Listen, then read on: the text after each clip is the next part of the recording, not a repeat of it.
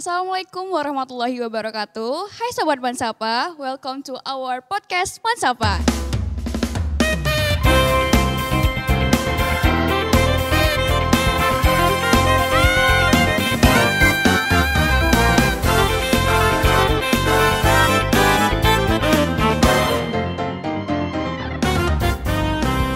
Ini adalah podcast pertama yang dilakukan oleh Man1 Kota Padang, tentunya bersama tamu spesial kita, Bapak Kepala Kantor Kementerian Agama Kota Padang, Bapak Haji Edi Oktaviandi, SAG MPD. Oke, kami ucapkan terima kasih atas kedatangan Bapak hari ini. Bagaimana kabar Bapak? Sehat? Silakan Mika. Alhamdulillah ya. Semoga sehat selalu Bapak. Amin. Insyaallah amin. Nah, kalau boleh tahu nih Bapak, dalam rangka apa sih Bapak datang ke Man1 Kota Padang? Yang tentunya kami merasa spesial sekali Bapak datang ke sini. Baik, terima kasih Zahra. Teman sekali, kita tentu bersyukur pada Allah. Hari ini kita bisa hadir dalam tayangan di Mansapa Channel TV ini dalam berbagi informasi. Tentunya kehadiran Bapak ke sini pertama sekali adalah dalam rangka mengobati kerinduan akan alma mater. Karena Bapak meninggalkan Man1 Kota Padang ini semenjak tahun 1988. Oleh karenanya sebagai alumni tentu merasa berkewajiban bagaimana hendaknya terus memperhatikan perkembangan Man1 Kota Padang ini agar bisa terus menjadi man yang mandiri dan berprestasi. Nah, kira-kira nih menurut Bapak apa sih harapan Bapak sebagai Kepala Kementerian Agama terhadap penyelenggaraan pesantren Ramadan dan proses belajar mengajar di bulan Ramadan ini Pak? Ya, sebuah inovasi kegiatan yang digagas oleh pemerintah Kota Padang dengan bekerja sama dengan Kementerian Agama, Dewan Masjid Indonesia, Kota Padang yang terus setiap tahun menyelenggarakan pesantren Ramadan. Tentu ini sebuah program yang sangat strategis sekali dalam mengisi ruang-ruang spiritual ya anak-anak peserta didik mulai dari tingkat SD dan SMP yang menjadi kewenangan di pemerintah kota. Dan bagi kita tentu termasuk di madrasah aliyah. Karena kita sadari, kalaupun proses pembelajaran itu dalam bentuk kurikuler kita laksanakan di madrasah, kita sangat yakin tidak mungkin akan bisa kita laksanakan secara maksimal. Apalagi ya siswa madrasah itu tinggal di tempat-tempat yang cukup berjauhan dari lokasi madrasah itu sendiri. Nah, termasuk juga di sekolah seperti itu. Dengan ada kebijakan dari pemerintah Kota Padang yang sudah dilakukan 17 tahun yang lalu itu sampai sekarang terus kita tingkatkan, ini akan memberikan ruang kepada setiap peserta didik tingkat SD, MI, MTS dan SMP untuk bisa lebih maksimal di dalam melaksanakan Ramadan ini. Dalam bentuk pembelajaran keagamaan, dalam bentuk pembelajaran keterampilan keagamaan, ibadahnya dan lain sebagainya. Yang jelas mereka tidak akan terlalu jauh ya dalam bentuk kedatangan mereka ke madrasah atau sekolah mereka masing-masing. Kemudian orang tua pun seperti itu. Mereka tak khawatir. Taruhlah lokasi madrasah kita ini adanya di Durian Taruang. Mungkin ada yang tinggalnya enggak di sini. Ada yang tinggal di Kota Tengah, ada tinggalnya di Bandar Buat. Itu cukup jauh, ya, rawan sekali, ya, bagi seorang anak-anak remaja setingkat sekolah SMA, MAN, SMK ini, ya, ketika mereka ya melaksanakan aktivitas di luar rumah dan di luar madrasah atau sekolah mereka, apalagi di bulan Ramadan ini, ya, tentu ini akan mengurangi itu semua dan kekhawatiran itu bisa kita minimalisir. Yang ketiga, masjid-masjid yang kita harapkan selama bulan Ramadan pun bisa pula syiar dengan kegiatan-kegiatan Islami yang dimulai semenjak subuh sampai nanti ketika malam hari setelah tarwih dengan kegiatan tadarus Al-Qur'annya. Kira-kira kan sebelumnya ini slogan awal dari madrasah adalah madrasah hebat bermartabat nih Bapak. Menurut Bapak apa sih kiat untuk mewujudkan madrasah mandiri berprestasi sebagai slogan baru dari kita? Ya, karena modal pertama menjadikan madrasah itu mandiri dan berprestasi, harus madrasahnya hebat dan bermartabat. Dan itu sudah kita miliki. Madrasah sudah menjadi madrasah yang hebat dan bermartabat. Kenapa demikian?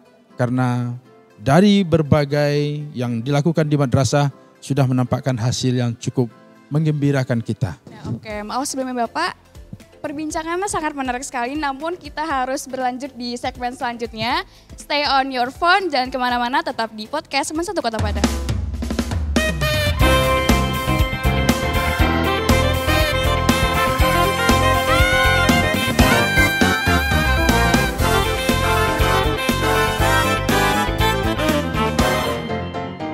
Sapa, kembali lagi di podcast Man Satu Kota Padang.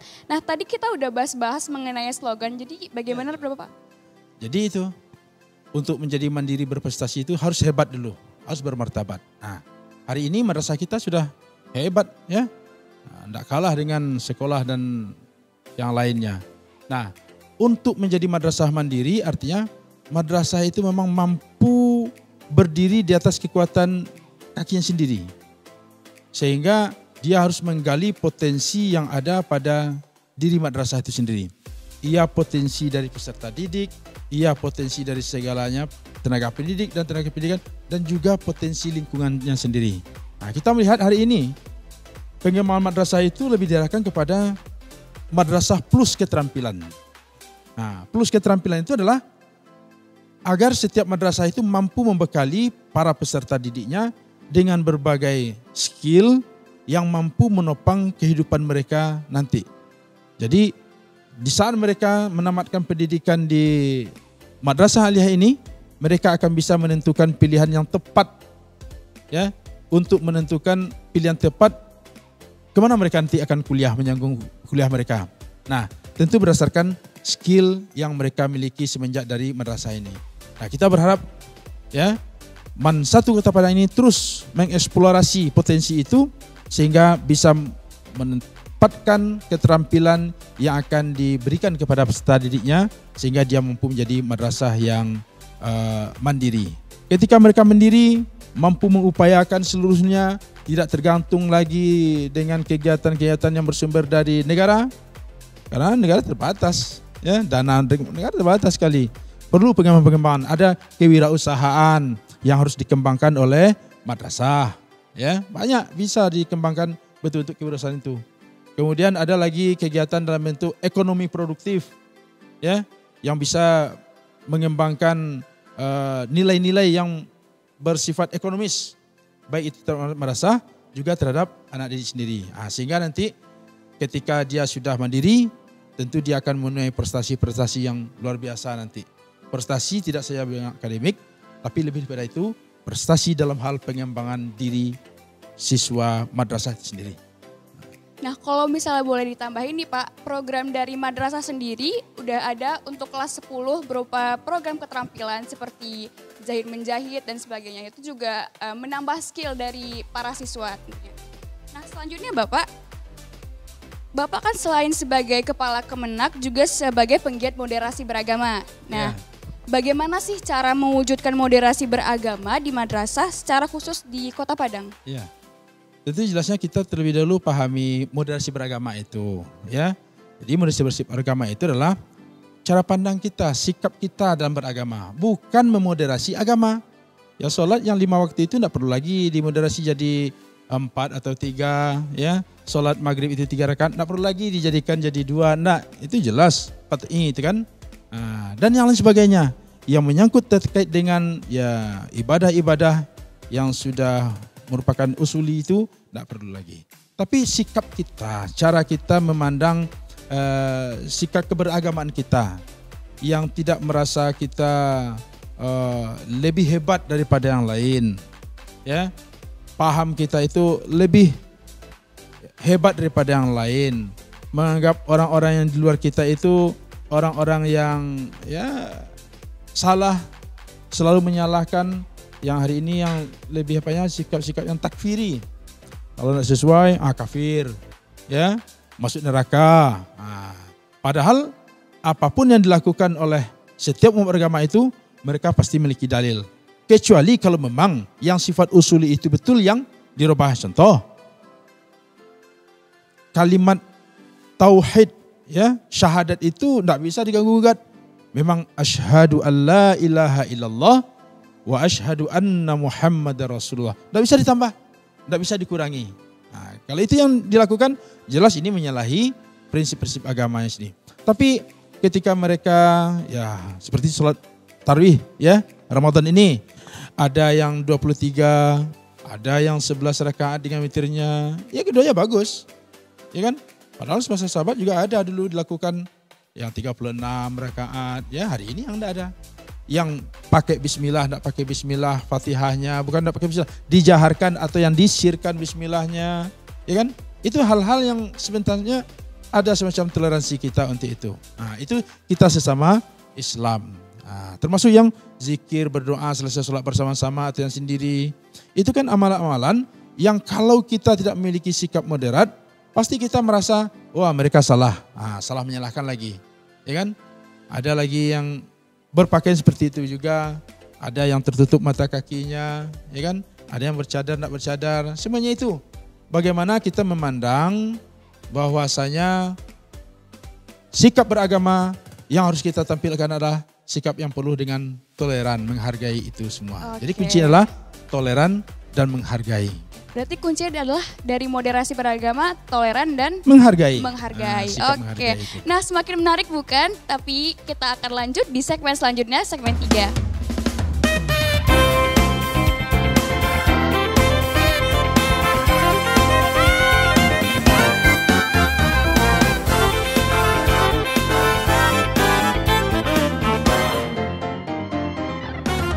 Kembali lagi Sobat Mansapa di podcast Mansatu Kota Padang. Nah, mohon maaf sebelumnya Bapak, kami tahu Bapak bahwa sebagai alumni dari Mansatu Kota Padang. Nah, kami ingin mendengar nih suara emas dari Bapak. Apakah Bapak bersedia? Udah ada juga nih alat-alat musiknya.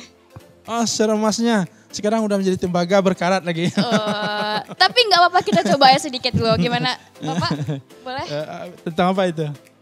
Lagu... Bapak ingin, walaupun ini namanya lagu wajib, tapi sebuah nasihat untuk anak-anak terhadap orang tuanya, ya kan? Sebuah tembang dari Roma Irama, keramat itu. Karena Rasulullah ingatkan, ridallahu fi ridal walidain, wa sukhtuhu sukhtil walidain. Zahra ingin sukses, hormati, hargai, sayangi orang tua. Dengan kita sayang, hormat kepada orang tua, ingat, bukan ibu saja gitu, tapi juga guru-guru kita di madrasah adalah orang tua kita. Bagaimana kita hormat, santun, sayang kepada mereka. Ketika mereka sayang, Allah akan berikan keridhaannya kepada kita. Ridho Allah juga tergantung sama ridho orang tua. Pada ridhonya orang tua. Nah, jadi pesan-pesan lagu itu sebenarnya memang harus kita, di samping kita nikmati, juga kita hayati. Agar apa? Meresap dalam diri kita dan bisa kita amalkan dalam kehidupan sehari-hari. Nah, itu. Nah, jadi, ya. Kita coba satu ref dulu ya Bapak ya. Ya satu ref aja ya. Ini suaranya lagi ndak mood nih. Bagus dong tentunya, bagus kok Pak. Ya.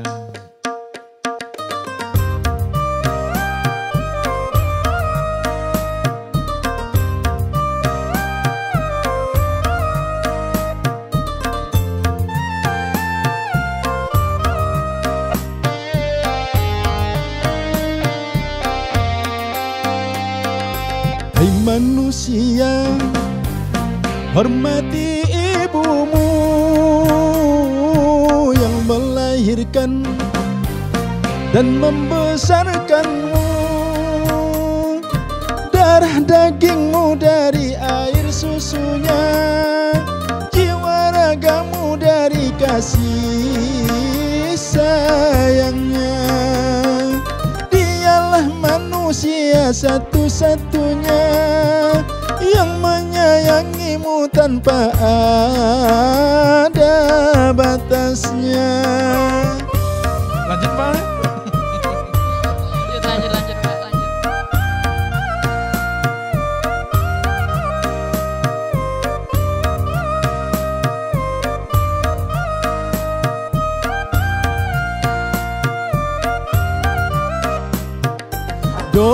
doa ibumu dikabulkan Tuhan, dan kutukannya jadi kenyataan.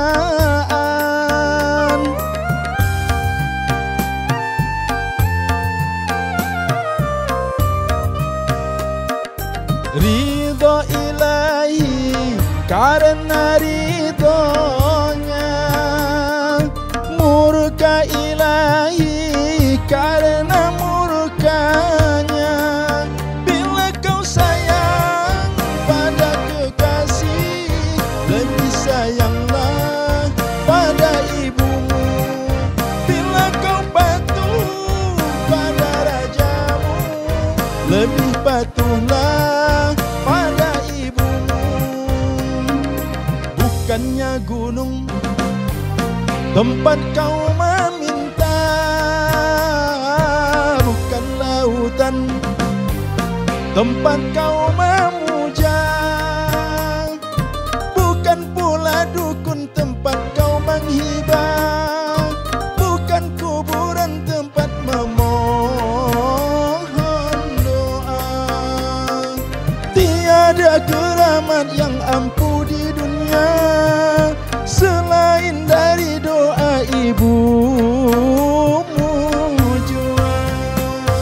Terima kasih. Luar Bagus biasa. banget suara Bapak nih. Oke, ini yang terakhir nih Pak. Menurut Bapak apa sih sebenarnya definisi berbagi di bulan Ramadan? Luar biasa sekali. Berbagi di bulan Ramadan adalah sebuah sikap yang menunjukkan rasa empati kita terhadap sesama. Karena Allah ciptakan kita berbeda-beda, ada kondisi masyarakat, umat, keluarga kita, saudara kita yang hidup mereka tidak seberuntung yang lain, ya.